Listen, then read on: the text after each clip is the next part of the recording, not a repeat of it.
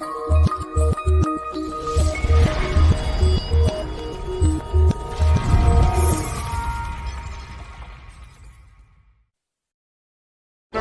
go. Randle the rebound, and that will do it. The Knicks win their season-high fourth straight game. And a wild rumblings, unconfirmed at this point, so I want to be very clear about that, that after last night's Knick win that everyone was at against the Chicago Bulls, we all saw Julius Randle storm off the court negatively after winning a game, that he has told the powers that be that he's done. He wants out. Now, that is an unconfirmed story. I don't want to say that it's legit or confirmed, but it's got some legs right now that the team saw him walk off the court as if they had lost, went to him after the game, and he has expressed to people in the know there, I'm done as a Knick. Okay, goodbye. Have you ever find that suspicious? You don't find that suspicious? You don't find that... Look at this big Gerber baby blocking the screen here. It's your boy E-Room, host of the Dynex podcast, as you can see. I don't know if you guys noticed, man. I got a little different setup here. Like I said, I've been trying to upgrade the equipment. I actually broke some things, punching the screen and slapping my desk, all kind of stuff, But as you can see, there's a different screen here, different just a lot of different things going on here, man. So shout out to myself for building it up, and shout out to State. State just popped in. I see him talking in the background, getting himself together. But I just played a couple videos, man. But I think we're about. It's about time, man. It's about time. I feel like we've been talking about it forever. Once again, shout out to State, the big Gerber baby. You know what I'm saying? But without further ado, State's right on time. Let's get him up in here. What's good, State? Yo, what's up? I'm good, man. I'm good. So you're off today, huh? You in parts unknown today doing a podcast. Yeah, I'm actually at my mom's crib. Damn, I gotta lower that. I'm actually at my mom's crib, and I'm actually watching Toy Story for the 5th time. So if you're there with the nephew, man, that's the life right there. Yeah, so I'm trying to. All right, there you go, everybody. All right, but yeah, that's what I'm doing today. I got you. You pass my phone. Welcome to my life, man. I got 2 little guys. I got a 6 and an 8, man. Those guys are crazy. I just finished yelling at them just now. Every single night with those kids, like they know it's bedtime, but I come into the room and one of them standing in the window. One of them is jumping around. Hey, what's up, little guy? He's a little guy, man. How old is he? He's 1 going on 2. He's 1? Wow, man. God bless, man. Right now, when they're 1, they're great. Oh, God. Come on. Oh, you trying to press the buttons. Hey, man, all right, yeah. When kids are 1, 1 going on 2, they're okay. But once they get around 2 and over, man, they just go crazy, man. And then they become know-it-alls when they get around 6 and 8. And it just never stops. Isn't it? The beat never stops. Yeah. So luckily my sister laptop video stream worked. So hey, let's get right into it, man. I see you got the caption over here too. That's a great caption, by the way. Yeah. Oh God. Captain Crybaby there. Did you see the videos I played earlier? Yes, I did. But I wanted you to play it. I want you to play that specific video, or I want you to show the picture that I tweeted earlier, and the picture that it shows RJ literally looking dead at Julius Randle. And well, this is the one that I posted. Where he was like basically sleeping. So this is a little after. This is with 12 seconds left on the clock. But at the same time, the dude was hitting like a lot of free throws at the end. He was grabbing, securing rebounds and stuff. But then once he got around the players, all the other 4 players all sit right next to each other. And then he kept a space between him and RJ. You know what I'm saying? He wasn't looking at them. He got up before everybody else did. This is the one that you posted. I wish I would have cropped it down a little bit. But you could see RJ staring at him. Because Randle was out of it. I ain't gonna lie. I'm gonna be mature about this. I'm gonna go to mature route. I'm gonna take full responsibility. If he really did ask out, I take full responsibility of being a part of that toxic group. That um no alienated him. No, because I feel kind of bad. Just on the simple fact, like, yo, he looks stressed out, bro. he looks out of it, bro. He looks so far. He looks out of it, and yeah, like he hit free throws. He made a defensive play last game. But it's unacceptable to not celebrate a win with your teammates and you just storm off the court like that. The reason why his actions are magnified because of the jersey that he wears. That's the reason why. And also and honestly, I think Randle did himself a disservice when he went at the fans. I think that's where he did himself a disservice the most. Because even if you want to be positive about him and you want to defend him, of course you want to defend every player that wears the orange and blue. But in the back of my mind, I'm like, yeah, but this the same dude that gave me a thumbs down and told me shut the fuck up. And I pay $70 for Fubo TV to watch one channel. And New York taxes is expensive. So you can't tell me to shut the fuck up. When I'm watching on my screen, you playing like garbage sauce. Vujacic literally, Randle could have impeded Vujacic's space on one play, and he stood. He was flat-footed. Is that fatigue? Is that I don't give a fuck syndrome? What is that, bro? What is that? And then last thing is everything else is magnified because of him getting paid. This is another reason why, diehard, I dead serious did not want him to. I didn't want him. I didn't want to pay him last summer because this was another factor into it.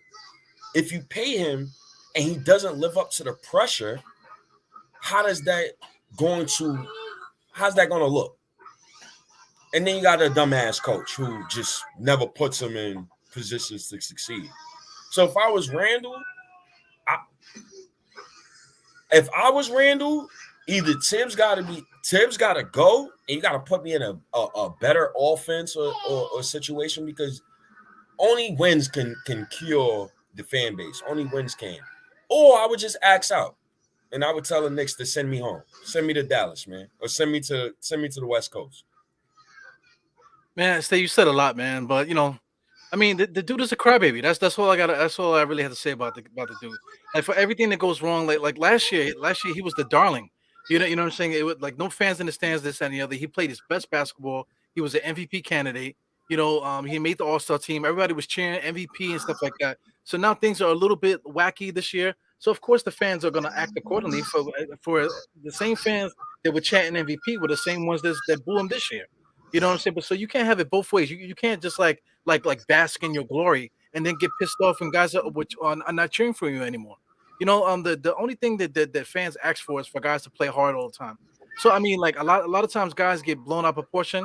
Like him not filling in spots and stuff like that. Now it's like super exaggerated now the way he does stuff. But throughout the course of the year, Randall he's just not quick to clog in lanes. He's just not quick to do it. He's not a very court aware player. He's not court aware on offense or defense. So I mean, constantly ragging on him about that is kind of too much.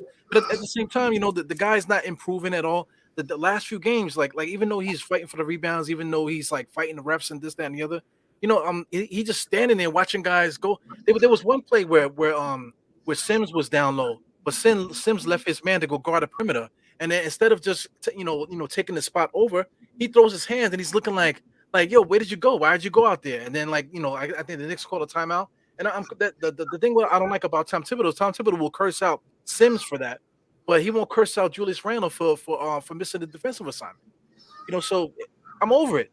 I'm over Tom Thibodeau sticking up for this dude all the time. He's running the offense through him. He's babying him and this, that, and the other. I'm over it because it's ruining the team. This guy, Obi Toppin needs more minutes. As soon as Julius came back, Obi Toppin was right back to the same minutes again. That can't be. That can't be. How do we improve the team? We need a point guard, but if we get a point guard here, how do we improve it? Because he doesn't want to switch up the offense. So I mean, like, listen, it's just so many different things going on that we argue about all the time. But if he's going to carry on the way that he did, I'll play that video again with him. Will go. Randle the rebound, and that will do it. The Knicks win their season-high 4th straight game. In a while. Find that suspicious. See, it's crazy. That's crazy, yo. I don't know. I don't know. I've never seen something like that. Like, he's literally I don't know, bro. I don't know. Randle needs a psychiatrist. He needs something. He needs help. I don't know, bro. I don't know. Randle. I don't know. Listen, man. I have to go to work tomorrow, right? I told you that already. I gotta be up at 3:00 in the morning, but I'm up podcasting. So tomorrow when I'm tired, right? What's gonna happen with me? Am I gonna curse out my my quote unquote workflow? Am I gonna curse out my coworkers? Am I gonna like stomp around because I'm pissed off about my life and the things are not going the right way? Let's say if I'm working with a crew tomorrow and then like my favorite coworker calls out sick and some assholes in that spot. So now I'm gonna like make everybody feel like a dick because things are not going my way. It's just crazy, man. It's too much. I'm not a professional athlete, bro. But also too, you work in a hospital, right? So me and you both work in like the public sector. So if somebody hates the hospital and they see you, they're gonna curse you out. Like they're gonna like, fuck NYU, man. You killed my grandfather. My grandfather was in there and you could have saved him, but they fucked him up. So they only see you with the NYU thing on it. They think you're a doctor, so they're gonna curse you out. Same thing with me. I work for the city, whatever. So people see me, they don't like the organization, so they'll curse me out and say that I'm lazy and I pay your salary and all that stuff. But we still gotta deal with that. You know what I'm saying? So it's not on the scale of an NBA player, but also I'm not on the scale of an NBA player. I make whatever money that I make. I make a fraction of what they make. You know what I'm saying? So he could pout all he wants. He still goes back to go hang out with Fat Joe and all this other stuff. Me, I have to stay home with my kids. I can't go nowhere. Because I'm not in that tax bracket. I don't have nobody to watch my kids. It's just me. If I don't go to work for like, I put this on Twitter. I'm trying to put it up. But I think Coach Foz said something. Well, I'm not living check to check. But listen, everybody's different. You can't just look at through your eyes. That's the thing. And then somebody else was like, "Oh man, you don't know what the players go through." And whatever, yo. Whatever. Like you could tell your financial story. I could tell my financial story. All I know is I don't make $30 million a year, and all I know I don't play a game for a living. Yeah, I think it comes down to the disrespect of intelligence. So when I hear Tibbs say, dude asks Tibbs a question, he talks about, oh well, you guys don't see anything, you guys don't see practice, and Ian. Shout outs to Ian Bagley, by the way, because I think he seen my video, because I put out a video and I said, and I tagged every Knick beat writer, and I just asked them a simple question, with some profanity words, but a lot of profanity words. Yes, a lot. Fuck. Start asking Thibodeau the real shit. Ask him questions that we want to. I need authentic questions. I don't want to hear about some in general shit. So Ian Bagley asked him, is it hard for you to find minutes for young guys? The young guys can play. You played the vets mostly the whole season. And Tibbs goes, well, you guys don't know what we do in practice. I see these guys in practice every day. And when you practice, that's how you earn your minutes. Fuck you. Straight up. Stop. I love Ian Bagley for asking a question. I still dislike his answer. I still did. He's gaslighting the fan base. He got people defending him for no reason, talking about, the Knicks. How do you feel about RJ Barrett having 4 coaches in 4 years? Fire them until they get it right. RJ shouldn't care about. RJ gonna put his hard hat on and go to work every night. RJ's father is in the NBA business. So his father would know firsthand, okay, this coach ain't right for my son. He would know. We would hear about it. But all we hear about is Randle this and Randle that. So, well, I mean, like a guy like like RJ, he's a self-made player, man. You don't got to tell him to work hard. You don't got to tell him to do certain things. You don't got to tell him to put shots up in the gym. That's not development. That dude is developing himself. IQ stole the job from DSJ. DSJ is out the league right now. And then IQ's been playing this whole time. Who developed IQ? DSJ played for Portland. I know, but when he before he got to Portland, he was out the league, and then he went to Portland, and then he's out the league now. You know what I'm saying? Yep. So I mean, a guy like IQ, he didn't get developed. He started playing this way from the time he came into the NBA. So you can't like I mean not you. I'm just saying people in general they can't credit the development and this that and the other. Who's developing these guys? Either you could play or you can't play. So my thing is like you cannot lie to me and say, yeah, I'm in practice every day. You don't see these guys. You cannot tell me that Deuce McBride is not practicing well. You can't tell me that Grimes is not practicing well. You can't tell me that RJ, any of these guys are not practicing well because they all cut from the same cloth. The proof is in the pudding. Once what's the name? Deuce goes down to the G League, he destroys. You know what I'm saying? He comes up here and he's playing a role out of nowhere. He's not because obviously they haven't used him at all, so he's kind of just getting to know his teammates right now. So even though that's the case, he's been giving us great minutes. In that little minutes that we've been seeing Deuce McBride. Jericho Sims, he's been dicked around all year and cursed out every single time he makes a bad play. You know what I'm saying? But he's still there fighting every single night. Running up and down the court. Filling in passing lanes, doing everything that he possibly can. To work out for this madman. And he rewards these guys by not playing them. And then like the other night we hear him talking about Taj Gibson. Man, come on, man. Let's talk about the guys that were playing in the game. Actually, that they were contributing. That took the team and put it on their back and got you that win. Stop lying. Stop lying. He's a liar, man. He's a liar. You don't praise Deuce McBride's defense on Kyle Lowry. I know I seen it, but then you sent him for Burks and he can't lie, man. He's a liar. What made Deputy Commissioner Tatum, Mark Tatum, you're a beautiful man. Adam Silver, I hope you're sleeping well tonight. I hope your kids are sleeping well. I hope your family's doing well, brother. So I'm looking at right here, the New Orleans Pelicans had a 6% chance to get the number 1 overall pick. Their pre-lottery position was 7th. The Memphis Grizzlies, 6% chance to get a number 1 overall pick. Obviously, they got the 2 pick, 6% out of 100. Pre-lottery position, 8th. New York Knicks, what was our pre-lottery position? 1st. What did we do? Oh, we moved back. Oh, that's typical. Every goddamn year, the Knicks want to move back. The Lakers win 37 games, have a 2% chance to get in the top 5 pick, and they get the 4th pick in the NBA draft. I need the NBA to show us some love, man. This season is stressful, and I need some love, man, because this is bad, man. I don't want to be stuck in no man's land. I don't want to wake up lottery day and we get the 14th pick. And then you got some random fan going to tell me, oh, well, look at the picture at 25 or look at the picture at 8 and Obi Toppin. Tom Thibodeau DMP Quentin Grimes damn near half the season for no reason. So am I supposed to expect for him to play the lottery pick that we get this year? Well, listen, man, like you want a high pick, and that's exactly what's going to happen. Tom Thibodeau's not going to play the high pick. I'm done with him.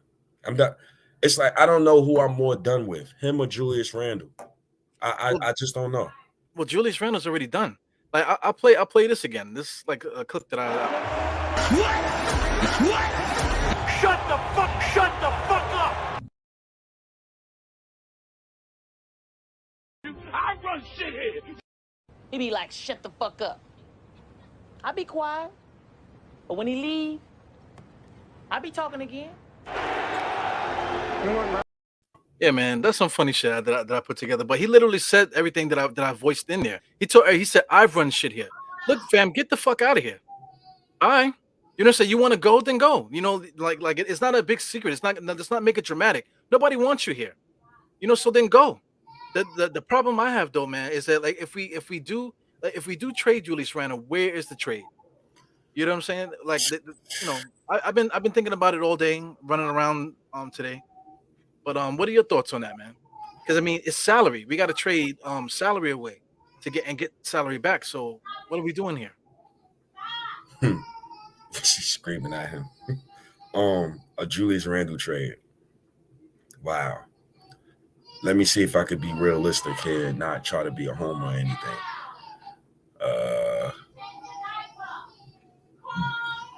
Jalen Brunson for Julius Randle.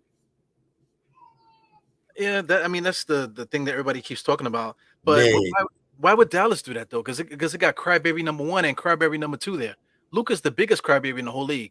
You know, you touch him, he's arguing with the refs, he's fighting with other players, but he's fighting by himself. So he looks exactly like Julius Randle. So put another crybaby next to him. What are they gonna do? Is it gonna be like a just a 2-man offense? You know, with Jason Kidd. Jason Kidd, he's not gonna deal with Julius Randle. You know, Jason Kidd will fight the dude. Jason Kidd is a freaking low key alcoholic, man. So I mean, you know, he ain't gonna be dealing with Julius Randle's bullshit. Orlando, but then again, Orlando got so many bigs. They signed Wendell Carter Jr. He played powerful. Yeah, I don't see a viable trade right now, man. We got to talk about that draft night, man. I mean, lottery night. Once I know what the lottery looks like, then I for sure know. Because I'm at the point where if the Knicks get a top 4 pick in this year's draft, if Randall still want to leave, all right, cool. I'll trade him to Portland for their lottery pick. I'll trade. You think Portland's gonna trade us a lottery pick for Julius Randle though? Damian Lillard is not running from the grind, and he's not staying for no lottery picks to develop. So I'm telling you that. Damien already said that he's not leaving. He's just straight up not leaving. He don't care what happens. He's just not leaving. Yeah, but but as a management though, right? Got to get him a partner. I mean, Julius Randle and Damian Lillard. I mean, that's not a championship goal, but I mean, it gets them a little closer. They foot in the door now. Now they could kind of compete. I mean, well, I agree with that. I think Julius Randle's still good. He's a championship third option. They already got Anthony Simmons there. So if Anthony Simmons and this guy Dame could play together, that would be kind of dope. But the thing about it, who do you trade for? Who is are you trading for? Who I trade for? Oh my God. I'm crying. Who do I trade him for? This sounds like Julius Randle. I'm about to say, is that Julius God. right there? Is his name Julius? Nah. Diane, stop crying, okay? RJ gonna pass you the ball. It's okay. RJ gonna pass you the ball. Relax. No, he's not. No, he's not. He ain't passing you the ball. So, a viable trade. All right. I already said the Julius Randle for oh my Jesus. I already said the Julius Randle for Jalen Brunson. Let me give you another one. What's another trade? Now, if DeAndre Ayton doesn't sign the max with the Suns, do you sign and trade with the Suns and you trade Julius Randle to the Suns for DeAndre Ayton? They might want Mitchell Robinson in that trade too.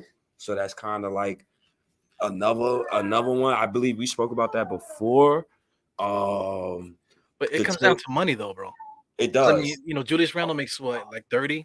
And then Mitchell Robinson, we already said he's possibly going to make 13 or something like that, 12 or 13. That's 40-some million. But DeAndre Ayton would be a sign and trade.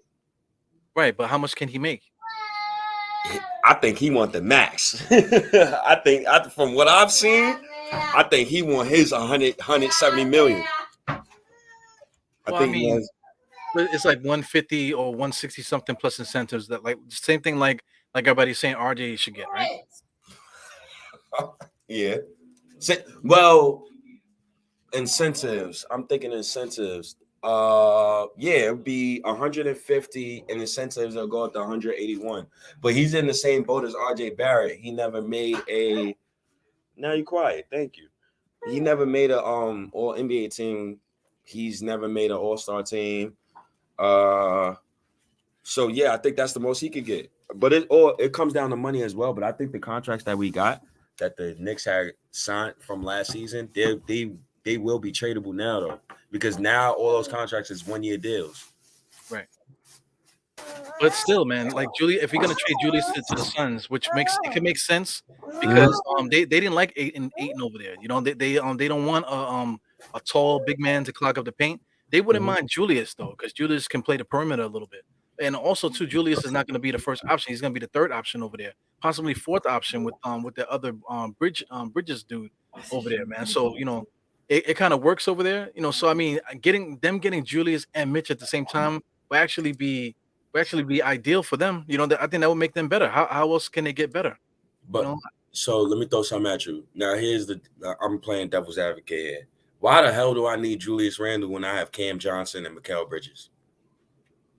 And I got Jay Crowder. Yeah, but are those guys better than Julius Randle? Do they fit the system better? Yeah.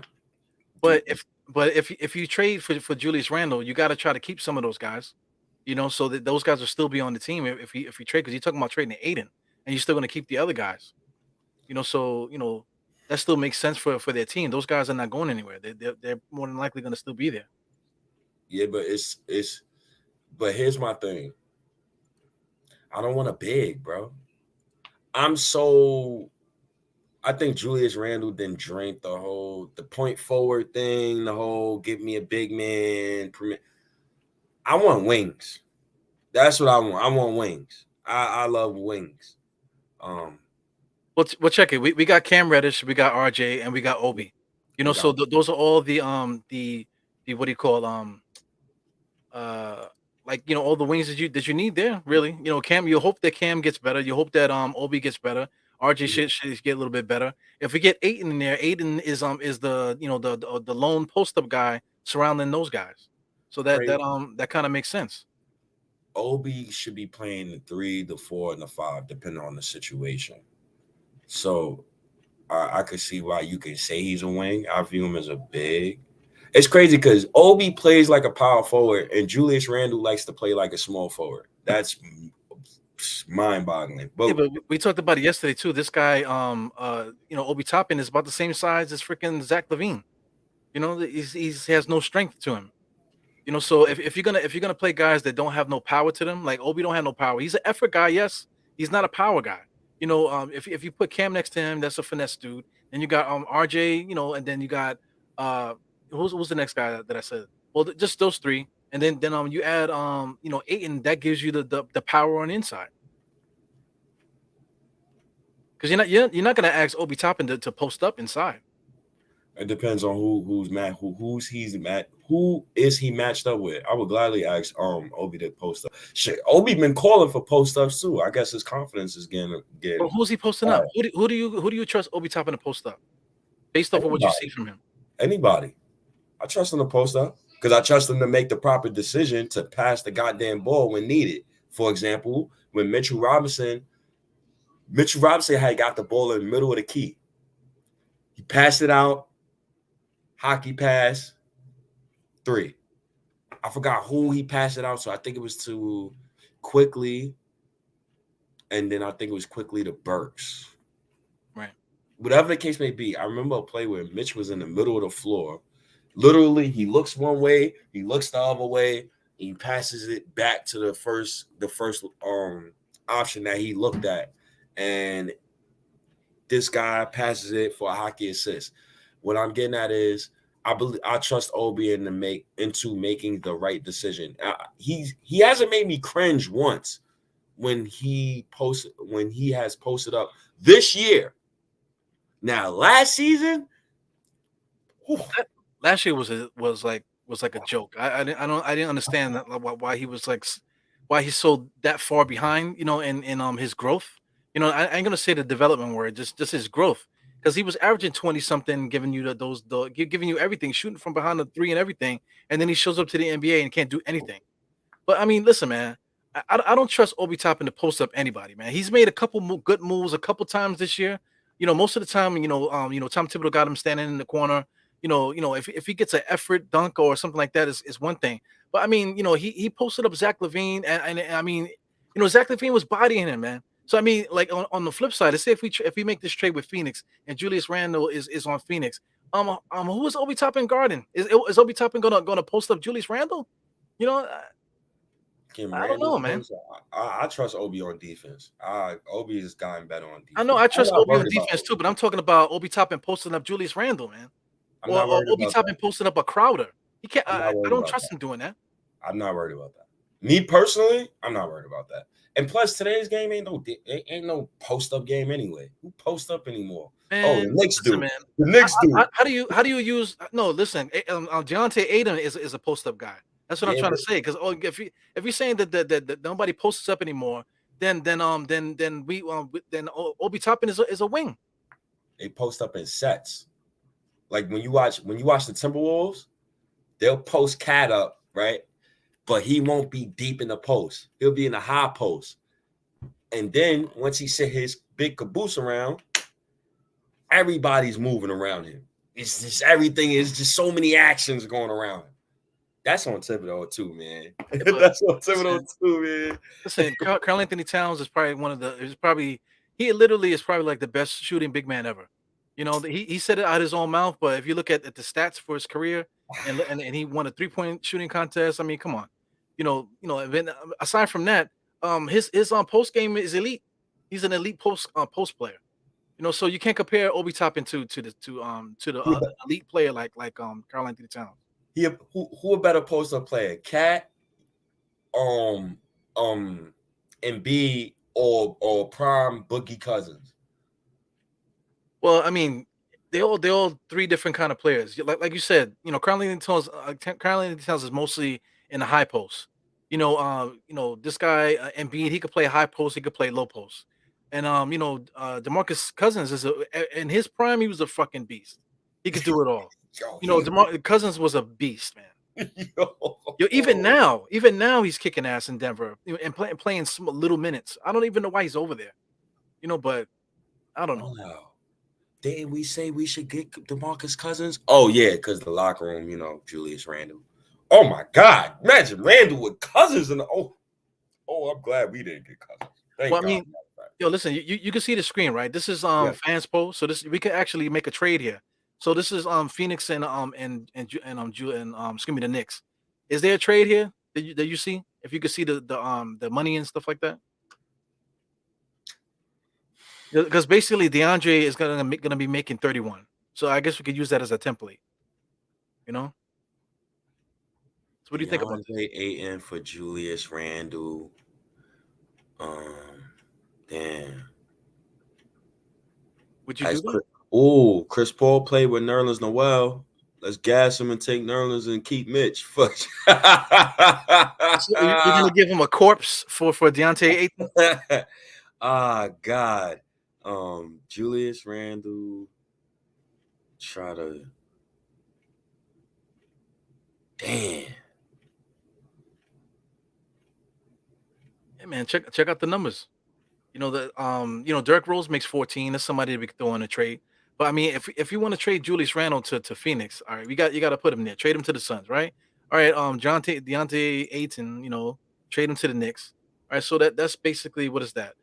26 to 31, right there, $1 million. How do we make this trade better? You might have to give up like 2 firsts. You're gonna have to give up the Dallas 2023 pick. You're gonna have to give up a future unprotected first, preferably 2025.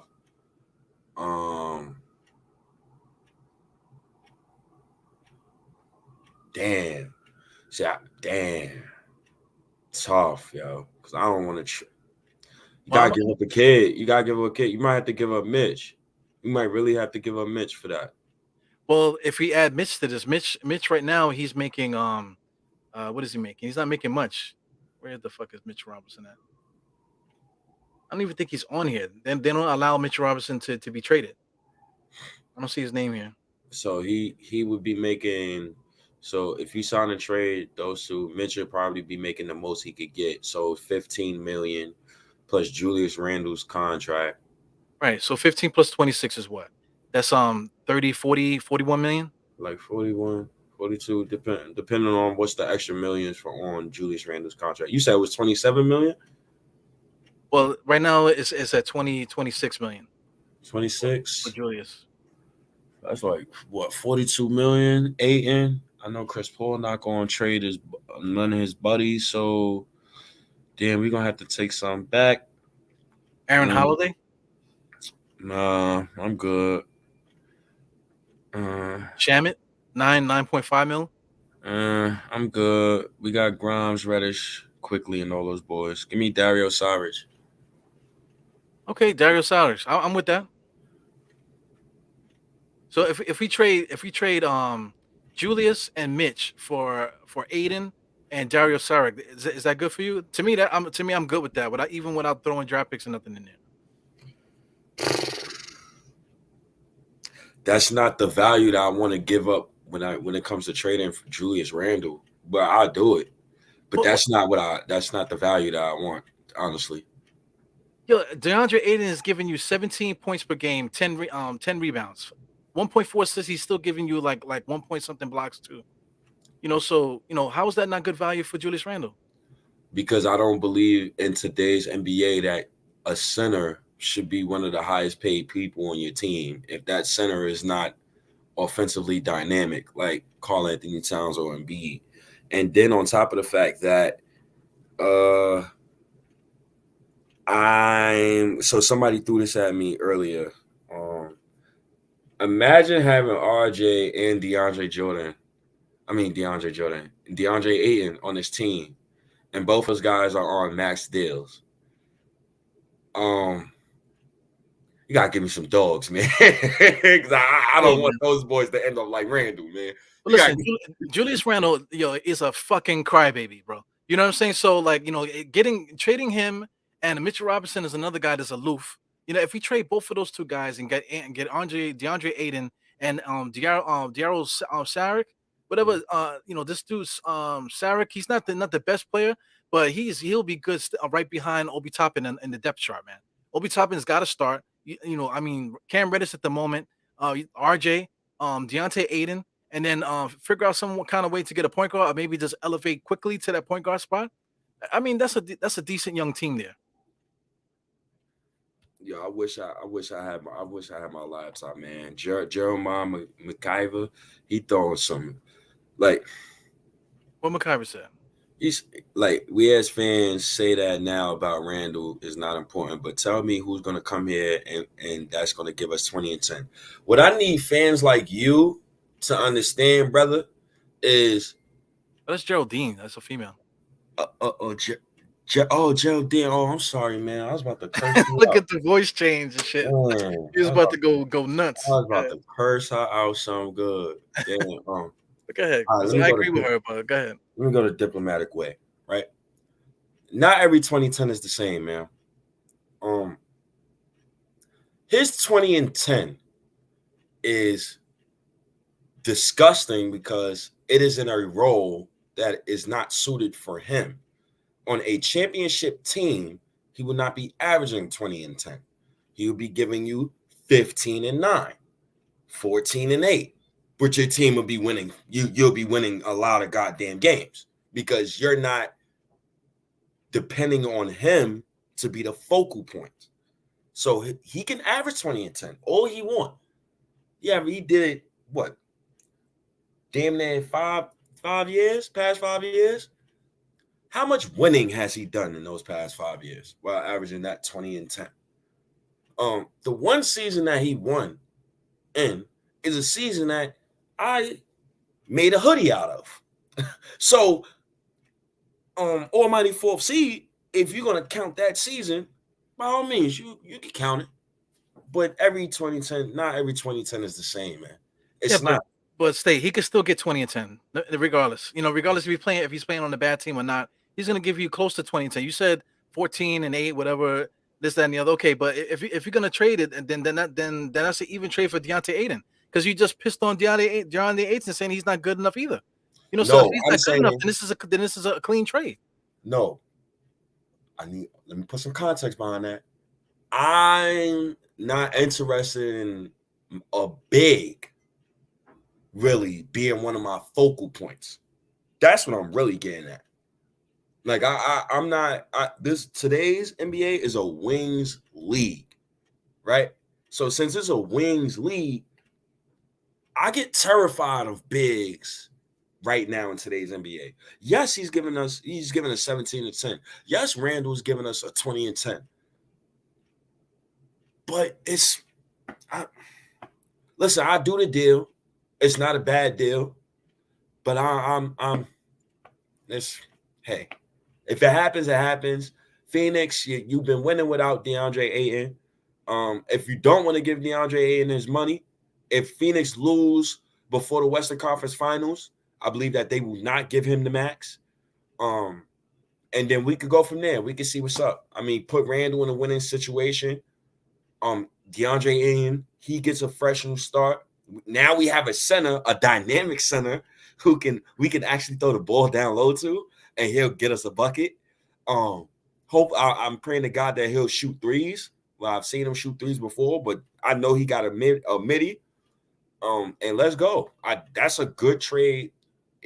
I don't know if it helps Phoenix more than it helps the Knicks, but we are giving Phoenix compensation as far as draft picks.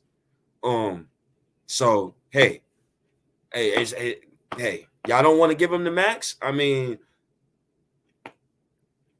I don't know, State, man, but you know, I don't know neither, man. Because hey, listen, we talked about RJ getting 181 million.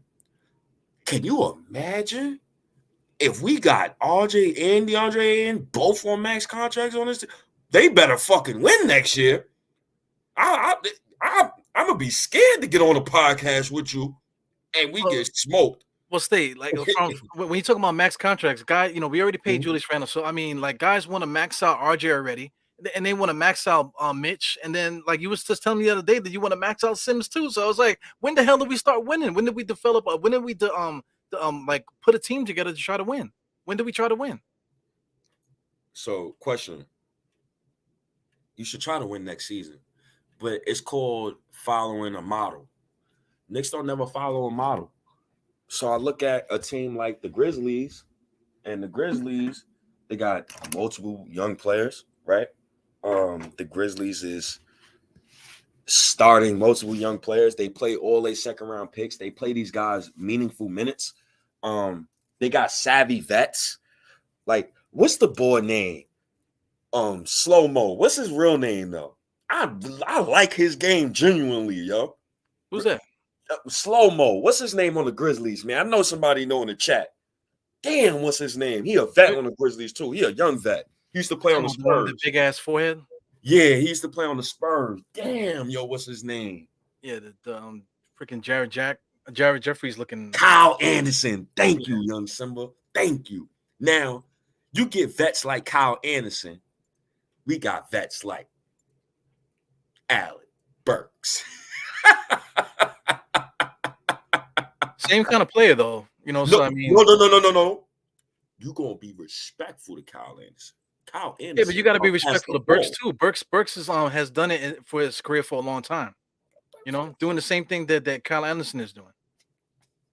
You don't want to know the difference between Burks and Kyle Anderson? You like Kyle Anderson better than Burks? No, Kyle Anderson then cost me a lottery trip. That's the difference. That's the difference. So I got a little animosity there. And I just want to keep it 1,000. That's all. All right, so listen. You say we need wings. The league is about wings. So you don't like this Phoenix trade? Okay, that's fine. So I mean, no, I like it. I would do it.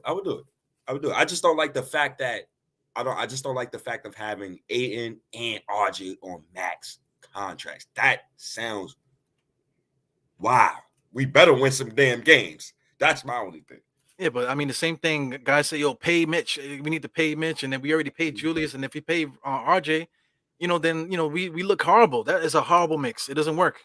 So paying the guys doesn't help neither. Like that. So my thing is DeAndre Ayton. He plays center. Julius Randle is we running the offense through him. So it works. If you got Obi Toppin on one side and maybe Cam, I don't know what Cam is gonna do. Like you already allocated some money into certain spots with RJ and Aiden. So it gives the rest of the team enough room to figure it out. As time goes on. Plus, Aiden's only 23. So the guys are still young. But outside of like the top guys at center, he's right there. He's right behind those guys. Yeah, Aiden is really good.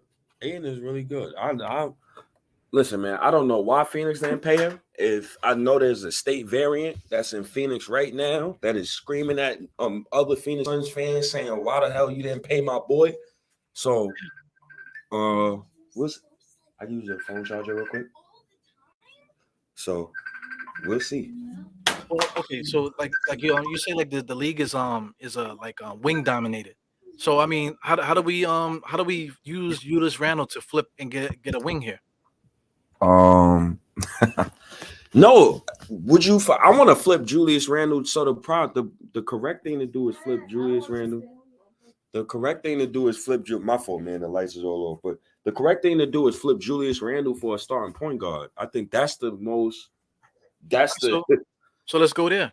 Like before we got right after the Fizdale season, we was talking about trading Randle straight up for Scary Terry in Charlotte. Would you still do that? I don't think that's good. Well, so first of all, I don't think the Hornets would do that. That's my thing. I don't think Julius Randle fits with LaMelo Ball. Like when we do these trades, bro, when we talk about these trades and talk about improving our team, we also got to talk about the other teams, brother. And yeah, okay. Well, I'll answer that. Julius Randle is basically a point forward, right? He's known for handling the ball and running the floor, that type of thing. Of course, if he goes to Charlotte, he's not going to have the same usage. It's the Miller Ball's team, but Julius Randle could run, so that does fit their dynamic. So if you put out Miles Bridges, right? You got Julius Randle. Who else they got there? Miles Plumlee, LaMelo Ball, and then I don't know if you want to stick Gordon Hayward at the other 2 guard spot or whoever else they got over there. They're still going to be running and gunning, if not even better, because now they have a guy that scored 20 points a game a lot in his career. So they get better too.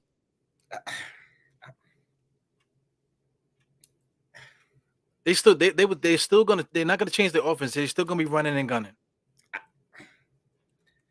Miles Bridges at the 4 is just a better fit than Randle at the 4 for LaMelo Ball. I'm just thinking for the other team, bro. I don't see the fit. I don't see the fit. I would do the Randle for Rozier is cool. It's cool, but I just don't see the fit with LaMelo Ball and Randle. I just don't see it. And LaMelo Ball, Randle, and Miles Bridges, nah. I don't see it. But you get what I'm saying? Like Randle right now is the point forward for us right now. So you can't see Randle running the floor with LaMelo Ball. You can't see it at all. I can see it, but Miles Bridges played a 4 for the Hornets. So if he played a 4 and that's his natural position, I don't see where Randle would fit because they also have Gordon Hayward. Yeah, Gordon Hayward plays a 4 too. They've been trying to stick PJ Washington at the power forward spot. So there's a lot of things going on there. They got Jaden McDaniels too. They're trying to get him in the mix. So they have a weird roster because they still got Kelly Oubre. They paid him. So they got a lot of guys that basically do the same thing over there. So that's Jordan. So maybe Jordan would want sweet baby Randle over there. It's just hypothetical, but I'm just saying. To fit the way that they play, Julius Randle could fit there. And also Mikal Bridges. Yeah, it's over for them, bro. And Miles Bridges is up for a contract this summer, and LaMelo Ball is up for a contract this summer. It's over, bro. I'm sorry. I just nah. They're not doing. But they do need a center. That's a fact. Right. So just keep an eye out for that Randle and Mitchell Robinson and Hornets thing, but they do need a center. So That's my only thing. I don't think Charlotte would. Damn, I would love to trade Randall for for Scary Terry. Can you imagine the marketing for Scary Terry in New York? But Well, he would fit perfect right where Tom Thibodeau wants to play point guard. You know what I'm saying? He's a defensive guy. He's basically a two guard in a point guard's body, and he plays good defense. So him standing next to RJ, that's really good. Yo, dog, can we do something from now on? What's up? Fuck Thibodeau. I don't want to do nothing for him. Fuck Thibodeau. Let's say for the Knicks. Let's say for the Knicks from now on. Fuck him. We ain't doing nothing for him. Right. Everything is for the Knicks. Now for the Knicks, Terry Rozier, RJ. Oh, okay, cool. I understand. But damn, man, this is man, here you go again with this, man. Knicks and Pelicans. This is the money shot right here. That's the money shot, man. That's the talk of the town right there. You already know who to put up, man. You put one on that side, put one on the other side, and then everything else it'll work out for itself. Well, at the moment, because they didn't pay Zion yet. So at the moment, Zion is only making 13 to 26. So how do we make this work? I do like Jonas Valanciunas, but what do you think about that? I like Jonas too. But I don't like the idea of having Zion and Jonas both in the same trade. What do you think about that? Bro. So how you gonna get Zion? You gotta match salaries. If you send Zion in the sign and trade, it can't just be Randle. Right. So now that's tough. It is. How do you make it work then? Because if we got to take back Valanciunas, I wouldn't be upset about that. Nah, you take back one every time, bro. You take back Devontae Graham every time. That trade, yes, you do not do that trade without Devontae. So who's their point guard though? Oh, my bad. They just re-signed Jose. They got point guards. Yeah, they got some guards. They got CJ McCullough. That's the dude that I wish we had. He's from New York too, man. This guy's from Brooklyn. Jose Valorado. Yes, he's sir. Nice. He represented, man. Hispanics, man. Appreciate that brother nice, getting his contract, man. Yeah, he is. Good player. So I guess So I mean, Devontae, since they just signed him, and I think he's going to be really good. So I mean, I guess Devontae Graham. Do you want Devontae Graham though? He's 27. I don't, but hey, man, you need a point guard, and we getting Zion. Devontae Graham better than Quickly? Damn. Can I ask you a question? Is Jalen Brunson better than Quickly? That's a good question, and that I'm debating. I don't exactly know if he's better, because I mean, as soon as Kemba Walker was out the equation, right?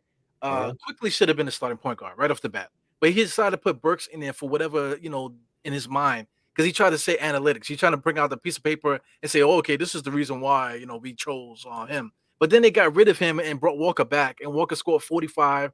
And then we kept Walker in the game, and I remember before he was just saying that Walker is worthless to us. And then he puts him back in, and now he won't take Walker out. So, I mean, Tom Thibodeau is a liar.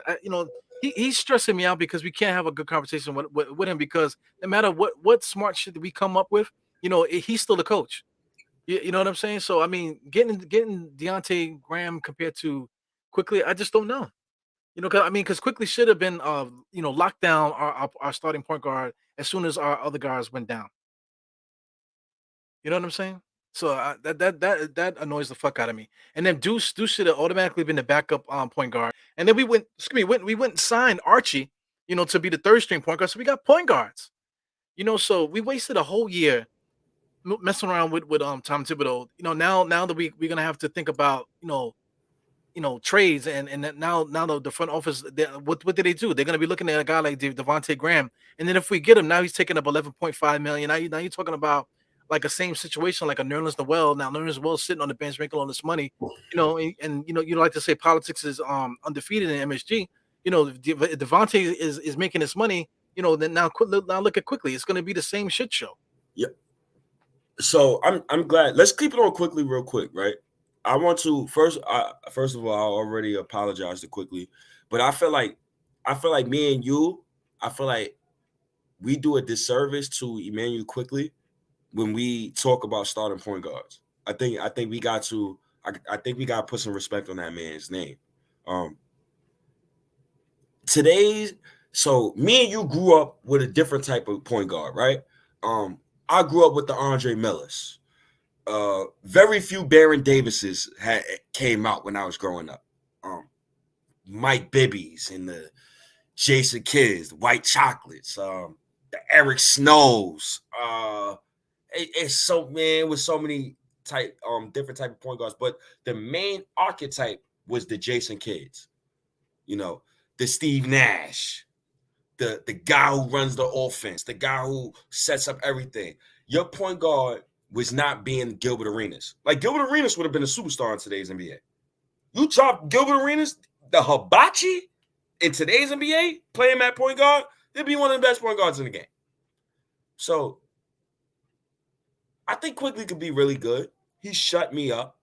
I put him in trades. I was disrespecting him. But I think Quickly could be a great. I think we're doing him a disservice, bro, by just ignoring him when it comes to starting point guard. I think that is the best explanation I've seen. We don't need a point guard. We need dynamic playmakers. No, we do need a point guard. But I think the dynamic playmakers is even better. How you feel about that, bro? But first, my Quickly point as far as like how we talk about like starting point guards and stuff like that, and how you do you view it as disrespect to him? And the second part. Well, I don't play that disrespect stuff, man. Because I mean, Quickly was playing like shit. You playing like shit, fam. You know, same thing like with Randle last year. You know, but when he was playing on the fifth day, he was playing like garbage.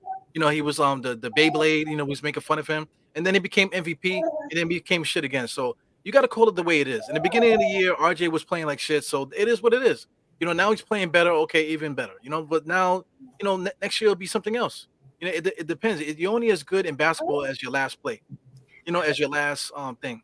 You know, Yeah. so that's how I feel about it.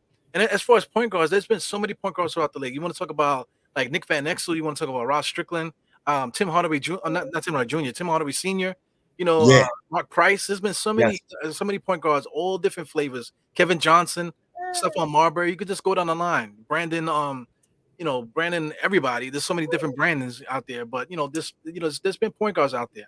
The thing with the Knicks, you know, it comes down to your coach.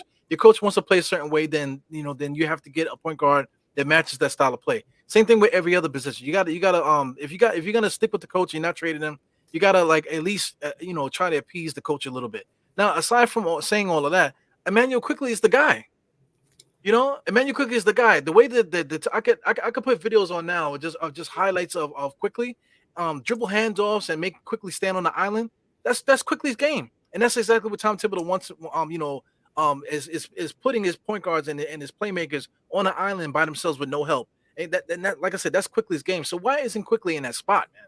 You know, it's elementary. He likes to be standing on the island, launching those threes. He likes to drive wild to the basket and with the floaters. So give him the starting spot if that's what you want, you know, and give him the ball and let him do what he does. Take the pressure away from the other guys because Quickly wants it. Yo, it's not even that. It's big. The numbers show it.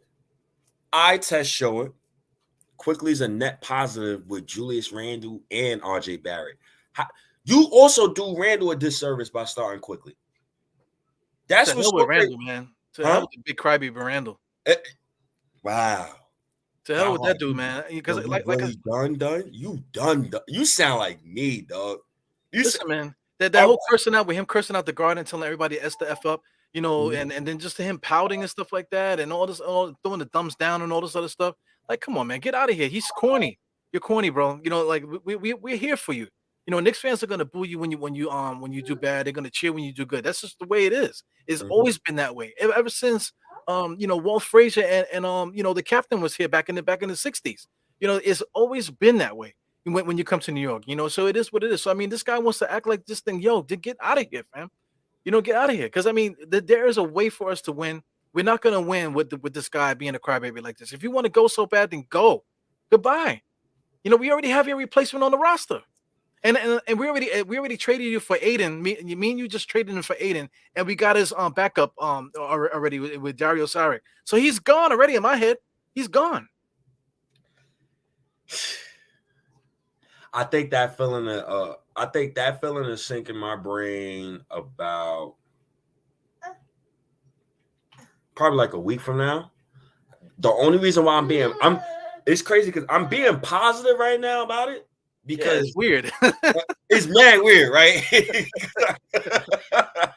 I think that's why you've been going towards that angle because it's see, I'm almost at the dark side. I'm almost close to crossing over into the dark side. Almost. I'm trying to be positive, brother. I'm on a 4-game winning streak with the kids playing well. What do you want me to be negative? I can't do it. I can't because the kids is playing so well, bro. That I'll be trying to ignore the Julius Randle fiasco out of my brain, bro. But it's disgusting to see. So I hope Zion says, nope, I'm not signing that contract. I hope he declines that contract. Now, if he does, I would love for us to try to put something together to get Zion. But a lot of these trades be pipe dreams. Like I laid down a perfect pipe dream. Now I hope you got the Utah Jazz out there. If you don't, I want you to put it on the screen, please, with the New York Knicks, by the way. So I already said earlier that I already said earlier that he's a good little guy, man. He cool. He's a good little guy. You can see it in his face. He has a real sweet face. So he's a good little boy. So you can see that Utah is now let's say if Utah loses the first round, right? So they bumped out of the first round. Let's say the Knicks get the number 1 overall pick. Let's say Portland gets the 9th pick and they get the 11th pick. Let's say Donovan Mitchell says, I'm not going nowhere else besides New York. I want you to trade me. Portland says, we're not tanking with Damian Lillard on our roster. We want Julius Randle.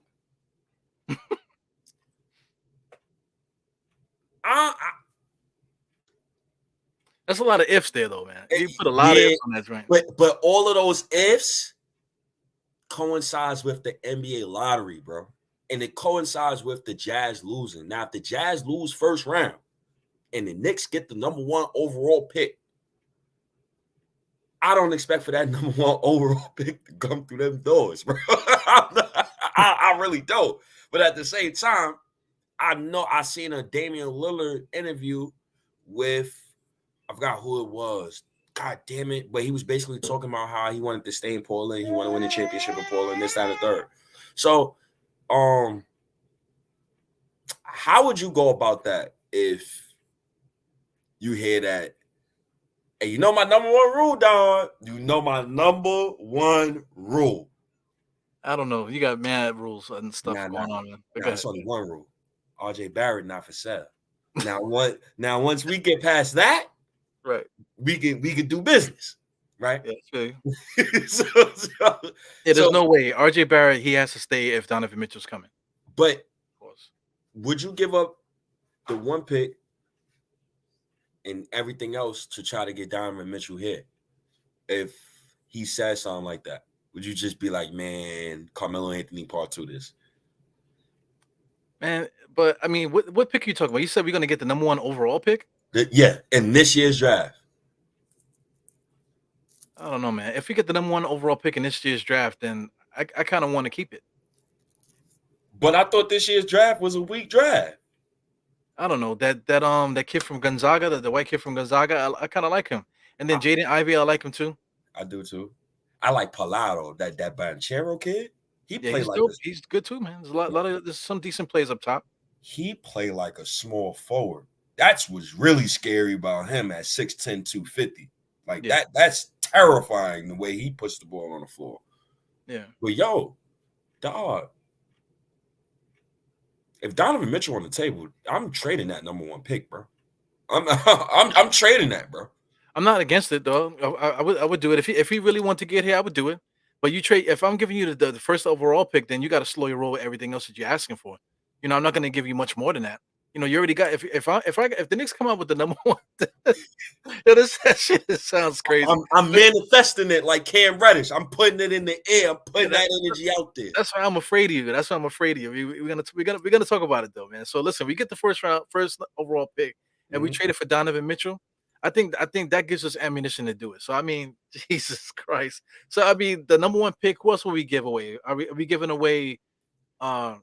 I mean, at this point, if you got Donovan Mitchell, do you keep Julius? No, you can't keep Julius. So Julius got to go.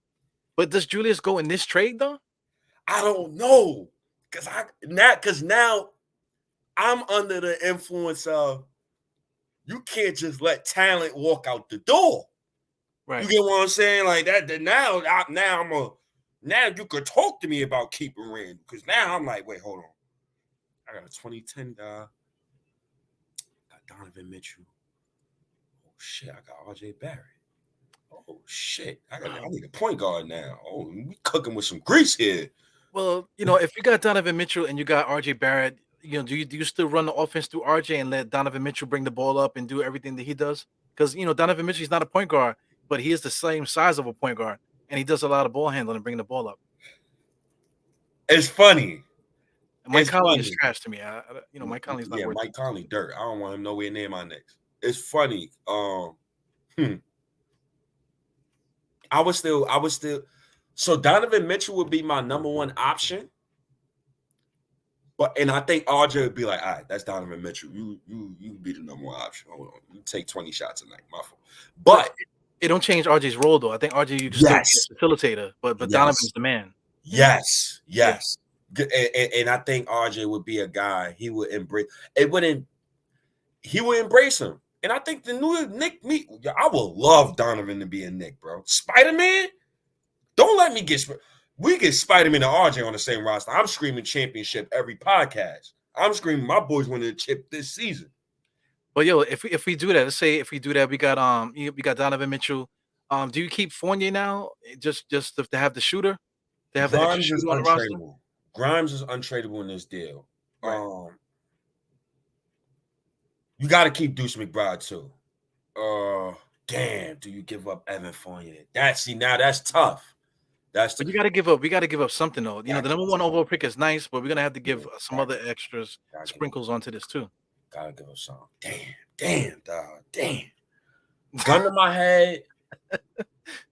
If I had to choose between Grimes, Quickly, Deuce McBride, fuck. Well, Donovan Mitchell say like Julius Randle, they basically make the same amount of money right now. Do they have any bad contracts that they want to get rid of? Conley, right? Isn't Conley a bad one still? I don't want no parts of Mike Conley. No, so in this deal, the centered around this deal. All right, so we can be more specific, because I think we trying to like do 5 things at once. Centered around this deal, I think we should do Julius Randle in the number 1 overall pick. Start like all right. So Julius Randle, Donovan Mitchell. The picks. I could put the picks in the trade, but it didn't really make a difference. But that's really just like hearsay between me and you. So the number 1 pick will be in there. So Donovan and Julius. Well, what else can we do to sprinkle on there? I'm trying to look at the roster. You got Royce O'Neal. He makes $9 million over 2 years. You got Juanchero Hernan Gomez. That's Hernan Gomez's brother. He's going to be a free agent, restricted free agent after this. It says. I'm just looking. You got Nickeil Alexander. They don't really have a lot of salary guys. They just really top heavy. This guy, Goldberg, is covering up their whole cap with $38 million per year. So I mean, I don't know how they do that. I just don't know what to do. I don't know how you make it work. I guess we would have to take Conley back. Conley makes 22, but if we take Conley and give up, we give it up. We're taking back $50 million if we do that. We got Julius Randle. Who else we add to that? I guess at that point you can throw a Fournier in there, Alec Burks and Nerlens Noel or whatever, just to make that money work. And then just whatever draft picks they want at that point. Rokas, we could throw Rokas in there. So I mean, a trade could be made. Definitely. Ooh. Damn.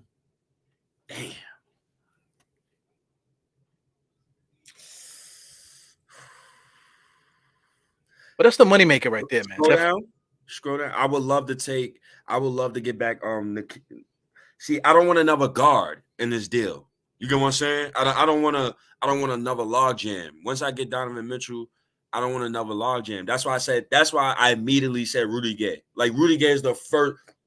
Give me Rudy Gay. Because Rudy Gay is a dog. I seen him fight dudes on the court before. I know nobody gonna punk him, and I know he gonna teach my young boys something. So I would love that. I'll bring on Rudy Gay. Shit, if they want to be, if they being extra nice, give me Joe Ingles too, because I know he tore his Achilles, so I know I ain't gonna see him for a while. Well, I think Ingles is. I think he's a free agent, so he's not even on here. They don't even have him on here. Oh, right. All right. He got traded. Did he get traded? He got traded and waived, didn't he? Yep. And I think the Nickeil Alexander Walker kid is that's intriguing. That's RJ Barrett's Canadian teammate. So you can see the chemistry there. So it depends. Hi. Well, definitely, man. There's definitely a trade to be made. That's only if Donovan Mitchell asks for a trade. He's a gentleman. So I think Utah is that type of organization that would give him what he asked for if he did ask for a trade. Mm-hmm. Say that again. No, I'm saying Utah. I think Utah and Donovan Mitchell have a good rapport with each other. So if he did ask for a trade, I think they would work with him. And if he wanted to go with to the Knicks, I think the Knicks with Leon Rose. I think that's when you would see the value in Leon Rose and these guys, because they can work with these guys behind the scenes to make that type of a deal come to fruition. You know what I'm saying? Yeah. I mean, hey, NBA players is going to markets and going to places where they want to go to. Plain and simple. Like if the player acts out, he's going to a place where he wants to go to. He's not going to a place where he don't want to go to. Like they're not trading him to Indiana. They're not trading him to Toronto.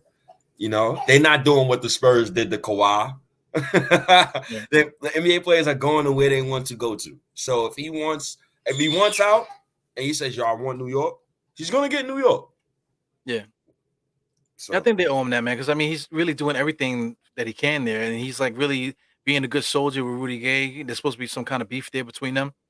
So he's being a good soldier there. He's not causing no kind of problems and stuff like that. He's playing hard, extremely, getting everything that he got. His first couple of years in the NBA. So it's only right to give him, if he were to ask for a trade. Yeah, man, do it. Give up the 2025 pick unprotected. That's the same year when the cap space go up to 171 million. So that 2025 pick, I'm throwing that in any deal. Any deal, I'm throwing that in any deal.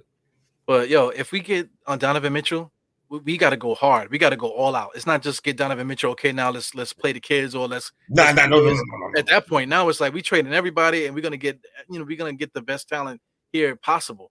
To play around these guys. So for a canvas, I would like for my roster to be, this is just a canvas after the Donovan Mitchell trade. Donovan Mitchell, RJ Barrett, Quentin Grimes, Obi Toppin, Cam Reddish. So outside of those 5 guys and Jericho Sims, that's 6. So outside of those 6 guys, sound like you only need 4 guys. 4 more guys for a rotation, and then you go from there. It sounds like you need a big, you need a post-up big. You probably need 1 more wing defender in there. You might need another vet big and a sniper. Yeah, that's all easy to get. Yeah, you can find somebody out there to fill those things in. Get from under. He laughing at me. Oh my god. He laughing at you because you don't live there. That's why he say, "I'll live here, man. This is my shit." You gonna tell me from under there? That's my shit, motherfucker.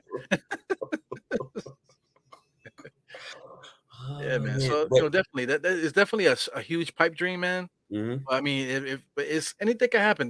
That's the beautiful thing about having all these draft picks and stuff like that, because it sounds stupid to say, "Hey, I'll give you Evan Fournier and Alec Burks for Donovan Mitchell. That's not going to work. But if you throw in all those extra draft picks and stuff like that, then it makes sense. You could, like I said, we got Rokas in the stash too. So we got talent, and that we could throw at guys so it won't sound stupid if we ask them for a trade. Yep. So let's be cautious though. Be cautious, right? Just don't jump into any trade that come at you, bro. Just be cautious. Look, I would love to do the Donovan Mitchell deal, but as I've said to you, dog, and I've said to a lot of people, and I said this to Sim too, and I know y'all could disagree with me, and I respect your opinions, right? RJ Barrett is single-handedly the most important person in the Knicks organization right now, as we speak. Yeah, he always was. Definitely.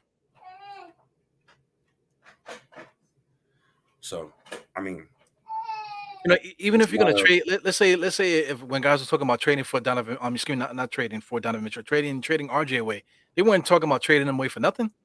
Just for a first round pick or a second round pick. They were talking about trading him for another team's young guy. So whether or not he becomes that guy on our team, he's still a pawn to get another guy, equal on that level, if he needs to do that. Yep, that's a fact. Oh, shout out. Oh, it's 102 people watching. I appreciate y'all, man.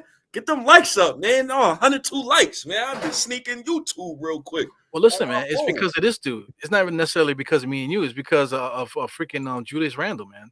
Freaking Gerber baby. People hate this mother. Like people had enough, man. It's like dead ass. We had enough of this motherfucker, man. We had enough. It's like too much is enough already with this kid. That thing with the fighting and stuff. Like it was that was against Utah. So I mean, Donovan Mitchell almost went back and forth with him, but Rudy Gay saved him. Rudy Gay pulled him out of there. So listen, man, shut up. Don't talk to this cat.